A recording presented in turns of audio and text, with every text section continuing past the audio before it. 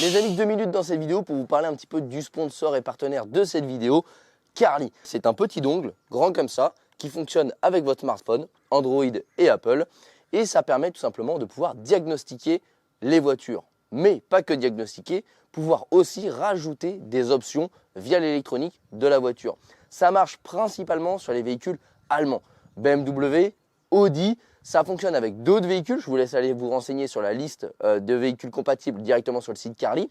Je rappelle que vous avez un code promo qui se trouvera en description de la vidéo et je vous montre tout de suite un petit exemple sur la BMW de ma maman. Donc en fait, on va pouvoir diagnostiquer le véhicule, mais vous allez pouvoir également faire du codage. Donc c'est là où je vous dis, vous pouvez activer des fonctions qui existent sur votre voiture mais qui ne sont pas forcément activées d'origine. Donc Carly va vous permettre de le faire et vous allez avoir des données en live qui vous permettent de pouvoir faire du diagnostic sur votre voiture comme le ferait une valise OBD2 par exemple. Donc là, il va scanner tous les modules de la voiture. Donc là, c'est terminé. Il m'a trouvé des erreurs, donc je fais afficher le résultat. Et là, par exemple, on va voir qu'il y a un problème au niveau de l'airbag. Alors, à mon avis, maman, elle a eu un petit problème de batterie. Ok, donc là, on fait résoudre les problèmes. Donc là, on va pouvoir du coup effacer les erreurs. Alors là, on peut voir que tout s'est effacé, il n'y a plus aucun code, donc c'était bien un petit souci de batterie. Maintenant, on va vous montrer un petit peu comment on peut coder, donc ajouter les options chez BMW et Audi.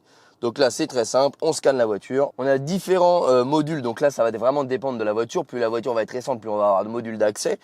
Là, par exemple, on va avoir verrouillage, fonction de confort, module général. Donc, on rentre dans le module, on fait une lecture du module. Et là, il va nous proposer ce qui est faisable dans la voiture. Donc là, par exemple, on va pouvoir mettre le système d'alarme anti-vol, l'affichage des optiques lors du déverrouillage de la voiture. On peut également choisir à quelle vitesse le véhicule va clencher automatiquement la voiture. Donc toutes ces petites options cachées chez BMW et Audi, avec Carly, vous pouvez les activer. Là, pour vous montrer un petit peu le fonctionnement du codage, là je vais supprimer la surveillance de tension au niveau des feux arrière parce qu'elle est en LED et donc du coup avec la surveillance des fois ça se met à clignoter. On connaît tous ce petit symptôme quand on met des ampoules LED. Et bah là c'est très simple, on va sur surveillance tension, clignotant, phare, etc. On fait arrêt, on fait coder maintenant, coder quand même, tac, on valide. Et là, tout simplement, il va venir coder le CU pour supprimer ça. Pourquoi je le supprime? Parce qu'en fait, la surveillance envoie des petites impulsions électroniques, ce qui fait que quand on met des LED, en fait, ça fait un petit clignotement des fois. C'est un petit peu pénible. Et voilà, c'est terminé. Et maintenant, on voit qu'il est passé en arrêt. Donc, vous voyez, c'est aussi simple que ça que de coder avec Carly. Bref, il y a plein de petites options comme ça qui sont propres à la voiture et ça vous permettra de pouvoir activer plein de petites choses sur votre voiture. Les liens sont en description de la vidéo et les amis, nous on reprend tout de suite la vidéo.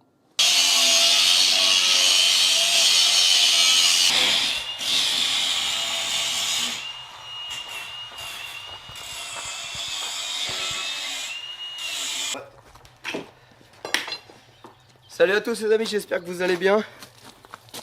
Alors aujourd'hui on est en mode chantier avec mon ami Jean-Claude qui est venu me filer un coup de main. Donc Jean-Claude c'est un ancien carrossier à la retraite, c'est improvisé maçon. Non, je plaisante. Non, Jean-Claude c'est un ancien maçon à son compte. C'est pour ça. Mais non. Oh oui, t'étais maçon à ton compte. Non, pas à son compte. Plombier chauffagiste. T'étais à toi, tu travaillais pour les agriculteurs. Voilà. Mais t'étais entre guillemets à ton compte et. Non, je n'ai pas mon compte. Non, non, il avait un employeur. Ouais, ancien dirigeant d'une multinationale. Bon, en tout cas aujourd'hui dans cette petite vidéo on va faire alors pas la restauration mais le renforcement de la grange. Et on va terminer par la mise en place du garage. Donc casser les abreuvoirs c'est déjà fait. On va mettre les sols EasyFloor, on va retirer le plafond, l'établi, le luminaire. Bref ça va être vraiment une vidéo sur la mise en place du garage. Alors le problème c'est que faire le garage c'est bien, mais il faut le faire un petit peu dans l'ordre. Parce que si on fait le garage et que la grange se casse la gueule, ce qui est con c'est d'avoir payé les dalles pour rien. Non, au-delà de ça en fait, le problème c'est qu'on va passer des grands tirants ici, dans ce sens-là et dans ce sens-là. Parce qu'aujourd'hui les murs s'écartent. D'ailleurs à noter, je travaille des EPI comme quoi. Quand je ne maîtrise pas le métier, je me protège. Mais en gros avec Jean-Claude qui est venu me filer un coup de main, on est en train de fabriquer des grands tirants. Donc des grands tirants c'est quoi? C'est des gros fers métalliques avec des plaques et pour tout simplement resserrer les murs et surtout éviter qu'ils continuent à s'écarter comme ils le sont aujourd'hui. Donc la restauration de la grange prendra plusieurs années parce que j'ai pas les moyens budgétaires pour le faire. Première chose à faire, on sécurise, on stoppe le cancer, donc c'est ce qu'on est en train de faire aujourd'hui. Après par la suite il faudra que je fasse de la maçonnerie etc, plus le côté esthétique de la chose. Mais là aujourd'hui l'idée c'est vraiment de consolider, stopper la dégradation de la grange et ensuite attaquer le côté esthétique de cette partie là.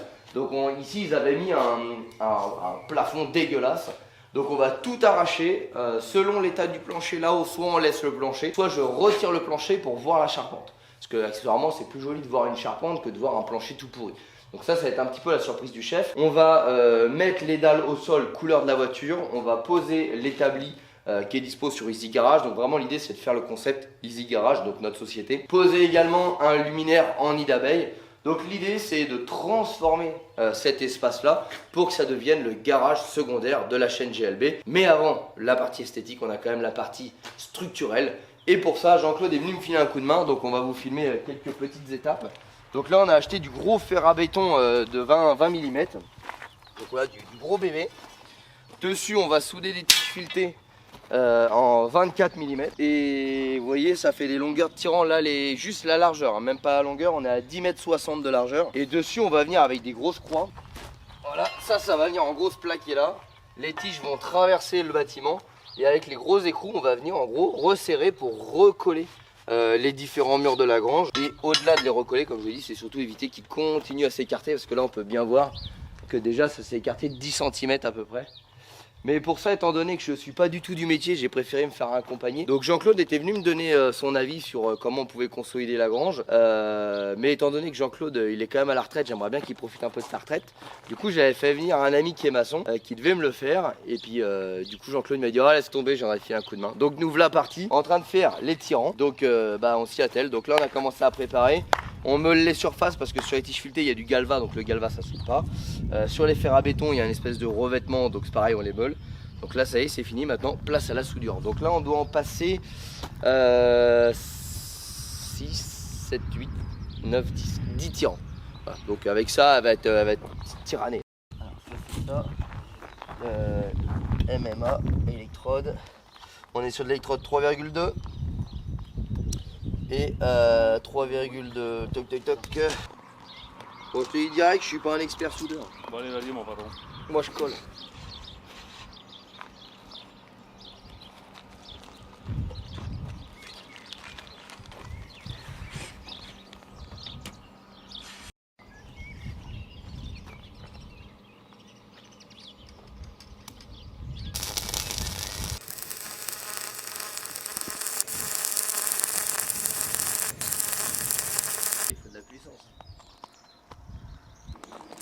Il rentre vite en surchauffe. En même temps, c'est pas tous les jours que je soude des barres de 20 mètres. On va le foutre au congèle, il va m'en chauffer. Alors Jean-Claude, on va le mettre au congèle avec le whisky. Chauffera moins. Je viens Marion. Faut cacher l'étiquette Jean-Claude. Ouais. Voilà, c'est de la badoie avec modération. Bon là on est emmerdé parce que le poste à souder, le petit est pas assez puissant, donc du coup ça rentre pas dans le métal. Et mon gros qui est assez puissant, il rentre en surchauffe. Donc en fait toutes les 1 baguette et demie, j'ai 15 minutes d'attente pour qu'il refroidisse, donc c'est la misère. Je savais même pas que ça pouvait chauffer comme ça. On va attendre, hein. On n'a pas le choix. Il y a l'ISO dessus, donc ça brûle pas. C'est la ISO. Et la partie. Ouais, je fais attention à ton berlingot. 10,60 m.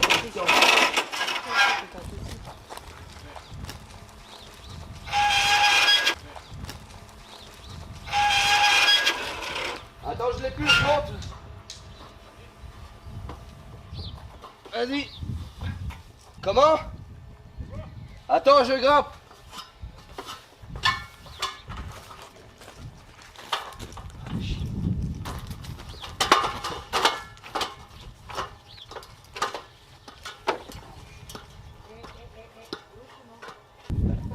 J'ai entendu le boom. Il a fait un trou pour mettre la paille direct pour les piquettes.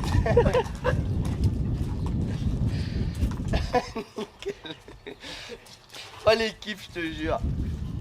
Ah, par contre, mets des planches, blague à part, j'ai pas envie que t'arrives en bas avant la fin de la journée. Parce qu'à la limite, t'es retraité, mais bon, la grange, après, je fais comment moi? Béatrice, elle demande que tu signes un papier quand même avant. Hein. On va pas me l'amener vers moi. Tu l'as ou c'est l'autre? Non, Emma. Alors, ça dépasse ou pas là? Non. Non, ça y est, elle est tombée. C'est bon, elle est sortie. Oh là là. Oh là là. Tu te demandes si le mur il va tenir quand même. Ça va, ta main? Chaud. Et là, il faut le serrer, mais un tout petit peu, j'ai juste pour maintenir, c'est tout. Parce que là, il est pourrave de chez pourrave. Vous voulez travailler avec bien la film maintenant. C'est comme ça, faut toujours préparer un peu le terrain. C'est la préparation qui fait tout Jean-Claude. Bah, Ribiquette.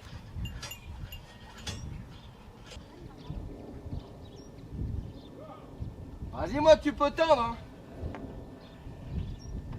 Je suis positionné, tu peux serrer. Ouais, top, c'est le mur qui rentre. Stop. C'est le mur qui rentre juste avec le... c'est carrément les briques qui rentrent là-bas. C'est normal. Le bois ici. Là.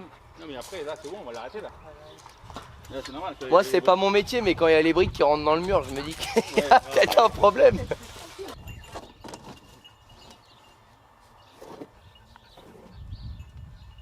Là t'emmènes la poutre aussi avec. C'est bon. Hein. C'est pas bon, c'est ça que tu dis? Si, c'est bon. Si mais comme ça t'emmènes la poutre en même temps. Ah ouais, si tu le dis, c'est que ça doit être bon alors. Parce que moi franchement... Ouais, on va laisser comme ça pour l'instant. Hein? On verra après. Faut faire les autres avec. T'as vu la brique au milieu, elle s'est cassée et ça rentre dedans. Ouais mais c'est normal. Ça après à force ça va s'appliquer dessus comme ça. Sinon ça va ramener aussi. Ok. Bon alors, le problème c'est que là il va être midi et demi et on a posé un tirant, on aurait dû en poser 3. Le problème, le putain de poste à souder qui rentre en surchauffe. Du coup j'ai démonté le poste à souder et on souffle avec la soufflette du compresseur dessus et au lieu de souder une baguette on arrive à en souder 2. Mais c'est toujours trop long. Allez on attaque. Tu peux me jouer de la soufflette Jean-Claude? Faut souffler comme ça dessus. Maintenir tout au long. T'as pas une bière? Non mais t'inquiète, dans une baguette et demie c'est fini.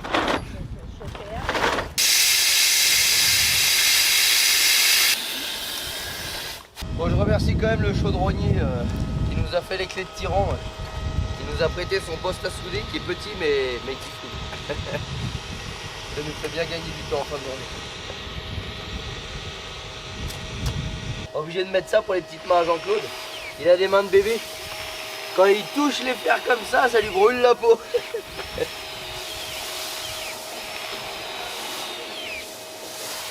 Ah, c'est ça les mains de bébé. Hein.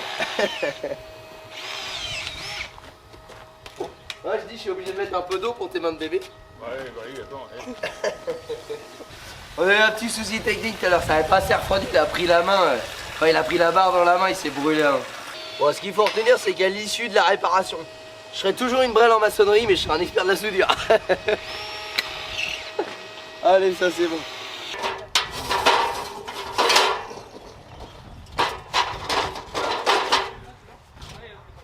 Ah, ça va le faire. J'ai la flemme de la régler. Sans prise de risque, il n'y a pas de plaisir. Non, mais là, elle est calée, là, elle bougera pas. J'espère que je vais être bien vu plus tard. Hein. Si vous avez envoyé de jeune Daniel, je vais le faire. Putain, ils sont petits les tyrans. Hein. Un peu léger, hein, mais bon, ça devrait le faire. Ça te pas la gueule. Hein. Tu tombes pas de côté hein, pour partir. Hein.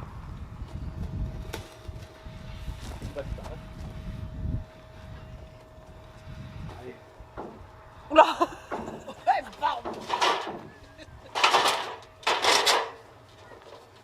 Oh, c'est de plus en plus risqué l'affaire. Tu vois comment il a mis l'échelle, lui? Attends, arrive.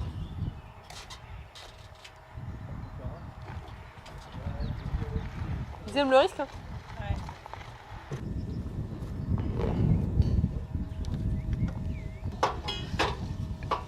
Un jour, j'arrête. À chaque fois, je prends toujours des travaux un peu plus gros que les précédents. C'est pour me diversifier. Pour être sûr d'avoir toutes les connaissances. Prochaine fois que je change de maison, il n'y a plus que 4 murs.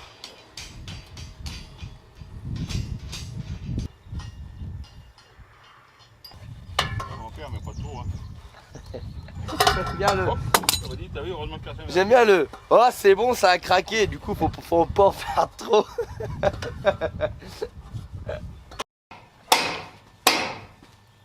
Ça arrive ou pas?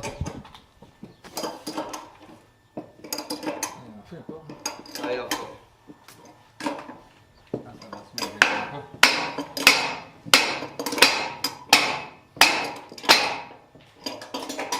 Bon ça les amis, on a terminé tous les tirants latéraux. Et là on est en train de faire les tirants sur les murs, sur les pignons quoi. Mais là c'est la galère parce qu'il a fallu dépoiler tous l'atelier là-bas parce qu'ils avaient mis des caches-misères. Et là on passe du coup dans la largeur, on a percé les sommiers pour venir passer les tirants. Sauf que les sommiers c'est des poutres de chêne de 35 cm. Autant vous dire qu'il a fallu qu'on retourne s'équiper chez le roi Merlin. Jean-Claude, c'est normal que le sommier il vient vers moi? C'est pas possible. Il me semble que j'ai vu la toiture qui a bougé là. Bon, tu comptes y aller Jean-Claude ou quoi? Si j'aimerais bien prendre l'apéro. Mais moi, il a tout, moi. Vous avez vu un petit peu cet échafaudage bricolé maison? Toujours dans les règles de sécurité.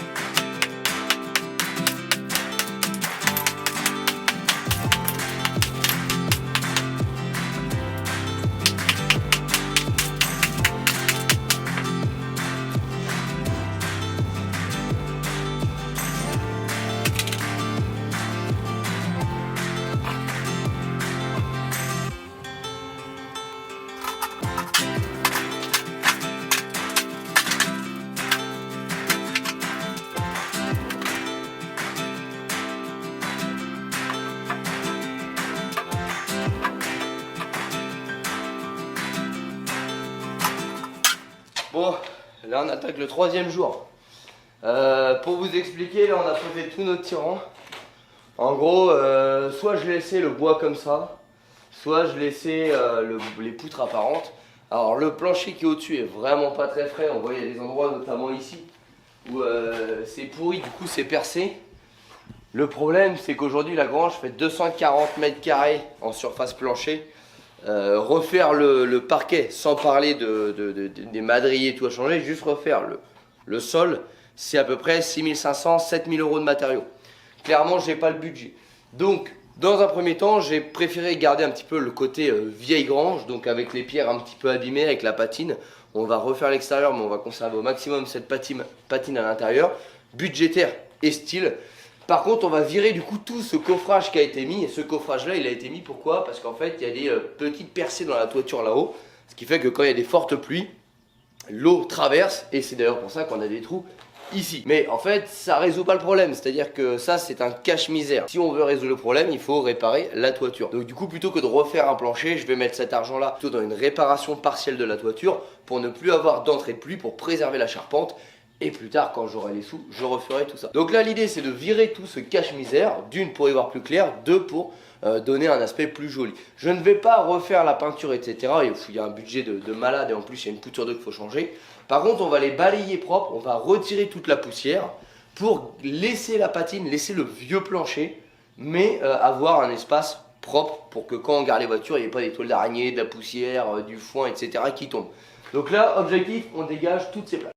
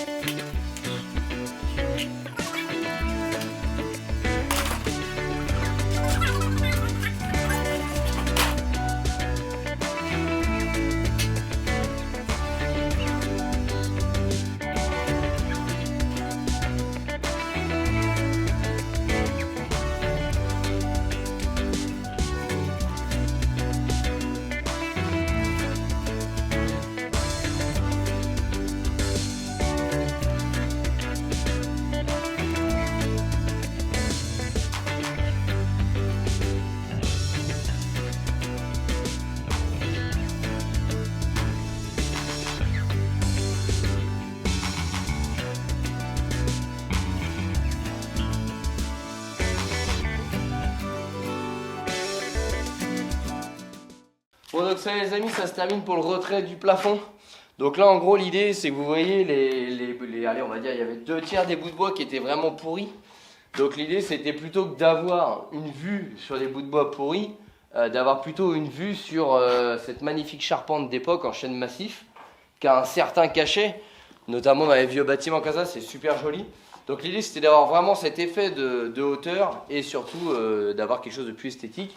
Et on avait une partie ici où les madriers sont en très bon état. Donc ce qu'on a décidé de faire, c'est ici de faire une mezzanine. Donc on va faire un plancher, un garde-corps et on va acheter un petit escalier échelle de meunier qui va monter le long du mur. Comme ça on va pas trop prendre d'espace ici. Et ça va nous faire surtout un espace de stockage là-haut. Vous savez quand on démonte les bagnoles, les pare-chocs, les trucs comme ça, les pièces détachées, les boîtes de vis qu'on ne se sert jamais. Bon, en gros l'idée c'est d'avoir un espace là-haut dédié à ça, au rangement. Comme ça on augmente la superficie du garage en gardant un espace. Ici l'avantage c'est qu'on a un gros sommier, donc si on a besoin de mettre un palan pour lever des moteurs etc, bah, ça a aussi tout son sens. Donc là on va retirer le vieux truc qui pendouille ici. Et puis bah, maintenant on va mettre un bon coup de propre. Bon les amis, aujourd'hui nouveau jour, on s'attaque à la façade, du moins avant de parler de la façade on va parler des fissures. Jean-Claude, mon maître de stage en maçonnerie, est venu me donner des cours pour pouvoir refaire les fissures. Et vous vous souvenez, bah, si vous suivez le fil, là on a commencé à dégrader les joints, on avait des énormes fissures dans les murs. Donc on avait dans un premier temps posé des renforts via des tirants pour plus que les murs s'écartent. Et là maintenant on est en train de s'affairer à réparer la façade, donc refaire la réparation des fissures et accessoirement donner un coup de propre à la façade. Donc du coup je suis en plein apprentissage parce que c'est quelque chose que je connais pas du tout, donc Jean-Claude est venu me filer un coup de main et m'apprendre par la même occasion. Donc du coup il m'a donné un outil, une pioche de nain de jardin, voilà, ça va être la pioche des 7 nains, pour piocher les joints. Donc en gros on passe de globalement ça à ça, ce que vous voyez en bas, j'ai terminé le bas. Et après, on prend un nouveau produit qui s'appelle le Rénotal. Voilà. On fait comme du ciment. Et là, j'ai pas encore le coup de main. Du coup, c'est Jean-Claude qui va pour aller plus vite. Mais en gros, on balance, on taloche, on rentre dans les joints. Bref, voilà. C'est les cours de maçonnerie. Donc là, Jean-Claude est en train de s'équiper. Il a le Covid en ce moment. Jean-Claude, il s'est pas attaqué par un chien.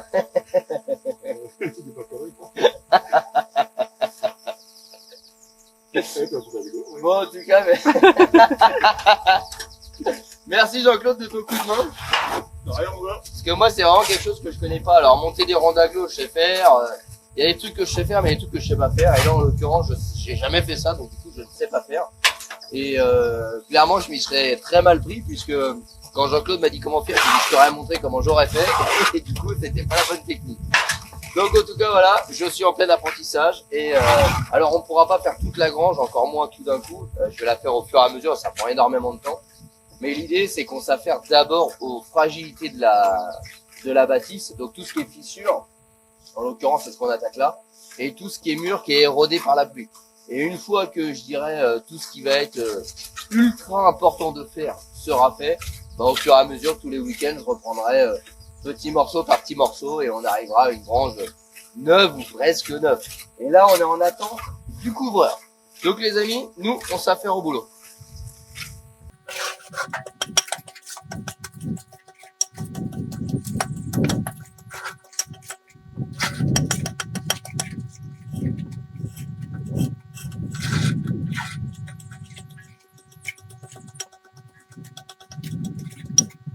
On notera quand même qu'à chaque fois que Jean-Claude il vient me filer un coup de main, il est quand même esquinté. Alors, je me dégage de toute responsabilité. Parce que la dernière fois, il paraît que je l'ai brûlé avec un fer à béton. Ah, qui vous dit qu'il est pas venu, il est déjà blessé. Il avait tourné avant. Il avait tourné et après il m'a donné une petite blessure.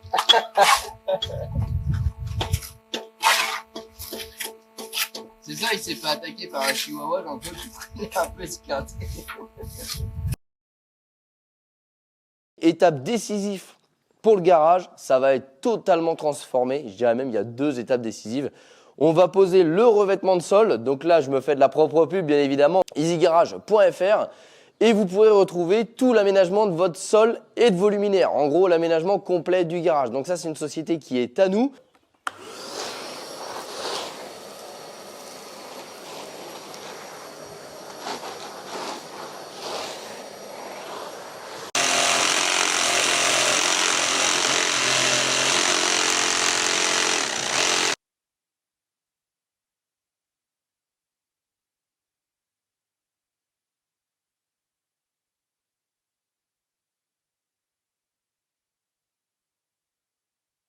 Bon, en clips, hein, c'est que de l'assemblage.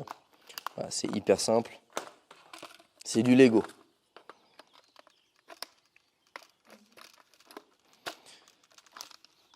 C'est du Easy Light. Maintenant les amis, il nous reste la dernière étape, la pose de l'établi. Donc les établis sont disponibles sur easygarage.fr. On monte dessus.